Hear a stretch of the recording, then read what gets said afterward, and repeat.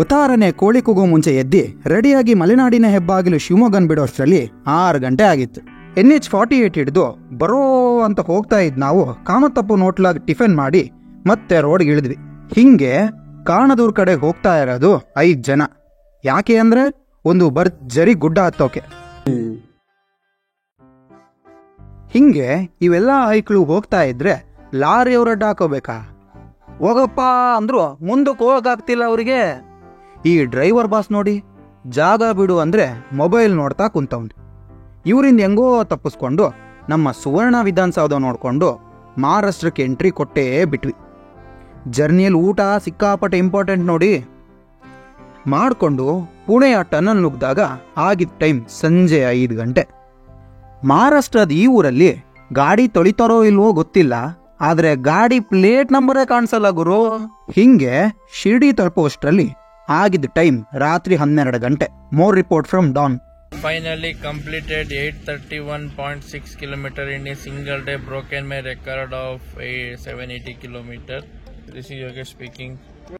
ಹಿಂಗೆ ಬೆಳಿಗ್ಗೆ ಎದ್ದು ಶಿರ್ಡಿ ಸಾಯಿಬಾಬಾ ದರ್ಶನ ಮಾಡಬೇಕು ಅಂತ 2 ಗಂಟೆ ಕ್ಯೂ ಅಲ್ಲಿ ನಿಂತು ದರ್ಶನ ಮಾಡಿ ಮುಂದೋಗಿದ್ದು ಶಿರ್ಡಿಯ solar powered mega ಕಿಚನ್ಗೆ.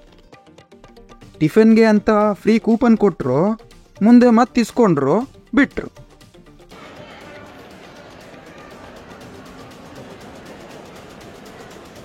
ಜನವರ ಬರೋಲ್ಲಿ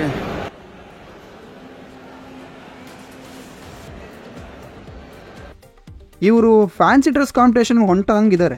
car parking, ಇದು ಪಾರ್ಕಿಂಗ್ ಕ್ರಿಯೇಟಿವಿಟಿ ಲೆವೆಲ್. ಏನ್ ಸುಮ್ಮನೆನಾ? MRF ಟೈರ್ ಸೆಕ್ಯೂರಿಟಿಯಲ್ಲಿ ವೇಲ್ಗೆ ಫುಲ್ಲು ಪ್ರೊಟೆಕ್ಷನ್. ಶಿರ್ಡಿ ಬಿಟ್ಟು ಮುಂದೆ ಹೋಗಿದ್ದು ಶನಿ ಸಿಂಗ್ನಾಪುರಕ್ಕೆ. ಎಲ್ಲೂ ಕಾಣಿಸದ 20 ರೂಪೀಸ್ ಪಿಲಿಗ್ರಿಮ್ ಟ್ಯಾಕ್ಸ್ ಕಟ್ಟಿ ಎಂಟ್ರಿ ಆದ್ರೆ ಶನಿ ಸಿಂಗ್ನಾಪುರ ನಮಗೆ ಒಳ್ಳೆ ಸ್ಕ್ಯಾಮ್ ಸಿಂಗ್ನಾಪುರ ತರ ಕಾಣಿಸ್ಬೇಕಾ? ಯಾಕೆ ಅಂದ್ರೆ ನೀವೇ ನೋಡಿ.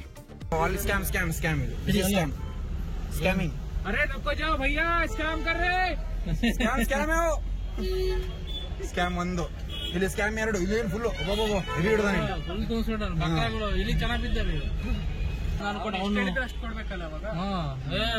ಪಾರ್ಕಿಂಗ್ ಇಲ್ಲಿ ಮಾಡ್ಬೇಕು, ಕರಿತಾ ಇರ್ತಾರೆ ರೋಡ್ ಅಲ್ಲಿ, ಅಲ್ಲಿ ಮಾಡಿದ್ರೆ ಸ್ಕ್ಯಾಮ್. ಅದು ಆಯಿಲಿಗೆ ಚಾರ್ಜ್ ಮಾಡ್ತಾರೆ. ಎಷ್ಟಿಲ್ಲಿ ಪಾರ್ಕಿಂಗ್? ಎಂಟ್ರಿ ಆಗ್ತಿದ್ದಂಗೆ ಫ್ರೀ ಪಾರ್ಕಿಂಗ್ ಅಂತ ಶೆಡ್ ಒಳಗೆ ಹಾಕಿ 10 ಪಟ್ಟು ರೇಟ್ ಅಲ್ಲಿ ಪೂಜೆ ಐಟಮ್ ತಗೊಳ್ಳೇಬೇಕು ಅಂತ ಕಿರಿಕಿರಿ ಮಾಡ್ತಾರೆ. ಓ ಹಿಂಗೆ ಕಾಯಿ ಹಾಕೋಗ್ತಾರೆ ಮತ್ತೆ ವಾಪಸ್ ಅಂಗಡಿಗೆ ಹೋಗ್ತಾರೆ.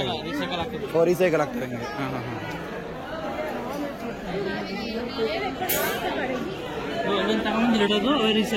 ಓ ಹಂಗೆ ನೈಸ್. ಇದು MBA ಸ್ಕೂಲ್ ಇದ್ದಂಗೆ ಒಂಥರ ಚೆನ್ನಾಗಿ ಕಲಿಬೋದು. ಅಲ್ಲಿ ಇಡ್ತಾರೆ ಅಷ್ಟೇ. ಅಭಿಷೇಕ್ ಮಾಡಬೇಕಾದ್ರೆ rate Shani platform oil Abhishek 500 per person.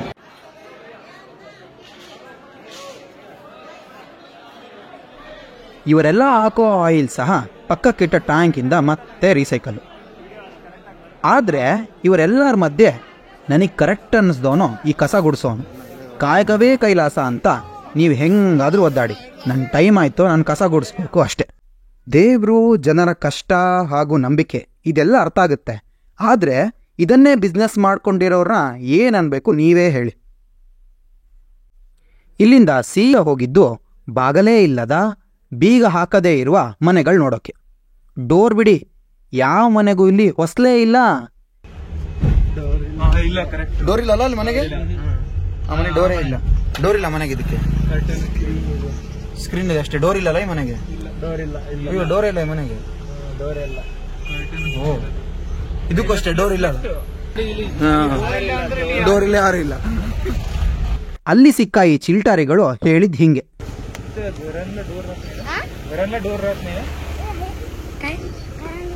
तुमच्या स्कूलला डोर आहे का नाही? डोर नहीं अंदर.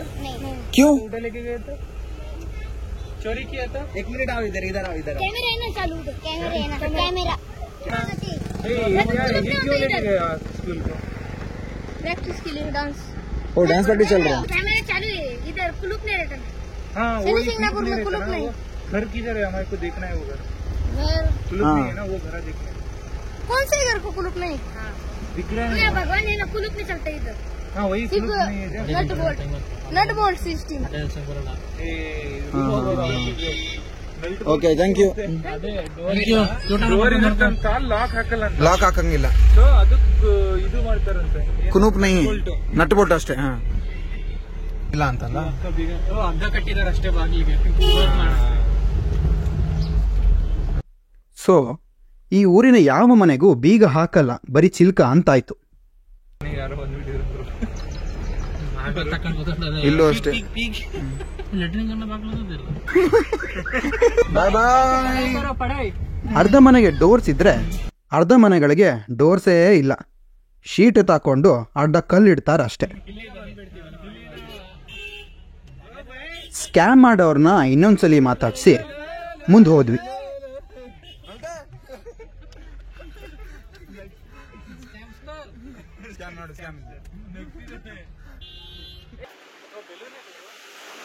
ಬೆಲೂನ ಅಲ್ಲ, ಪ್ಲಾಸ್ಟಿಕ್.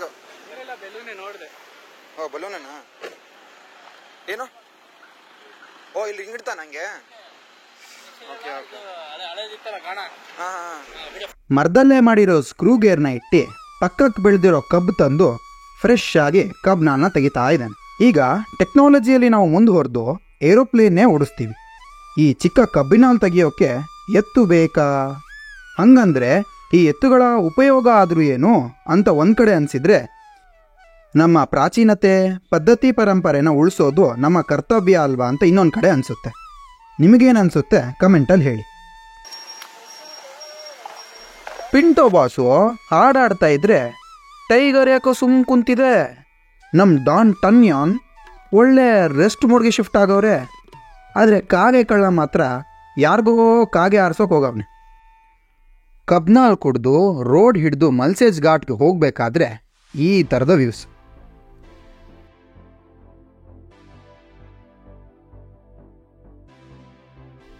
ಒಂದು ಕಡೆ ಕಾರ್ ಸೈಡ್ ಹಾಕಿ ಪಕ್ಕಕ್ಕೆ ನೋಡಿದ್ರೆ ಈ ಥರ ಕಾಣಬೇಕಾ? ಡೌಟೇ ಬೇಡ. ವೈಟ್ ಆಗಿ ಕಾಣಿಸ್ತಾ ಇರೋದೆಲ್ಲ ಫಾಲ್ಸೆ. ದೂರ ಇದ್ದಿದ್ರಿಂದ ವಿಡಿಯೋ ಮಾಡೋಕ್ಕೆ ಕಷ್ಟ ಆಯಿತು. ಆದರೆ DSLR ಝೂಮ್ ಹಾಕಿದ್ರೆ ಹಿಂಗೆ ಕಾಣಿಸ್ತು. ಹಿಂಗೆ ಮುಂದೆ ಹೋಗ್ತಾ ಇದ್ದ ನಮಗೆ ಭರ್ಜರಿ ವ್ಯೂಸ್. ಎಲ್ಲಿ ಬೇಕಲ್ಲಂದ್ರೆ ಫಾಲ್ಸು, ಈಗ ತಾನೇ ಬೆಳೆದಿರೋ ಗ್ರಾಸು, ಈ ಕಲ್ಲಿನ ಗುಡ್ಡಗಳಿಗೆ ಬೇರೆ ಮೆರುಗನ್ನೇ ಕೊಡ್ತಾ ಇದ್ವು. ಬೆಟ್ಟದ ಮೇಲೊಂದು ಮನೆಯ ಮಾಡಿ ಮೃಗಗಳಿಗೆ ಅಂಜಿದೊಡೆ ಎಂತಯ್ಯ ಅನ್ನುವ ಹಾಗೆ ಈ ಬೆಟ್ಟದ ಮೇಲೆ ಅಲ್ಲೊಂದು ಇಲ್ಲೊಂದು ಮನೆ.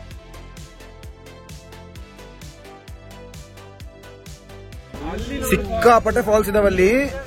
ಒಂದು ಅಲ್ಲಿ ನೋಡಿ, ಇಲ್ಲಿ ಅಲ್ಲಿ 1 2 3 4 5 6.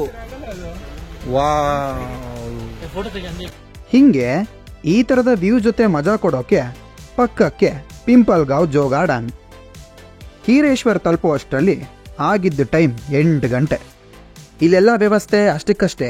ಹಾಗಾಗಿ ನಮ್ಮ ವ್ಯವಸ್ಥೆ ನಾವೇ ಮಾಡಿಕೊಂಡು ಒಂದು ಕಡೆ ಟೆಂಟ್ ಹಾಕಿ ಸೀದಾ ಹೋಗಿದ್ದು ಅಲ್ಲಿ ಲೋಕಲೇಟ್ ಒಬ್ಬರ ಮನೆಯಲ್ಲಿ ಊಟಕ್ಕೆ. ಇಲ್ಲಿ ಇವರು ಫೆಸಿಲಿಟಿ ಒದಗಿಸೋಕೆ ಟ್ರೈ ಮಾಡ್ತಾ ಇದ್ದಾರೆ. ರೂಮ್ ಸಹ ಇದೆ. ಇರೋದ್ರಲ್ಲಿ ಬೆಸ್ಟು ಇವ್ರ ನಂಬರ್ನ ಡಿಸ್ಕ್ರಿಪ್ಷನಲ್ಲಿ ಕೊಟ್ಟಿರ್ತೀವಿ.